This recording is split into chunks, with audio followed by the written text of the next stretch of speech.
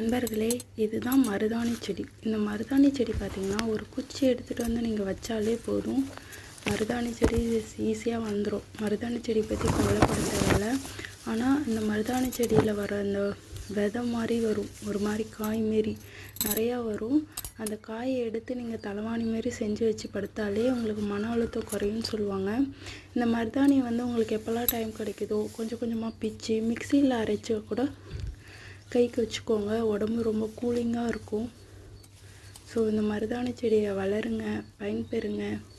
பிடிச்சிருந்தா லைக் பண்ணுங்கள், சப்ஸ்கிரைப் பண்ணுங்கள் அண்ட் ஷேர் பண்ணுங்கள். நீங்களும் மருதாணி செடி வளர்த்து பயன்பெறுங்க.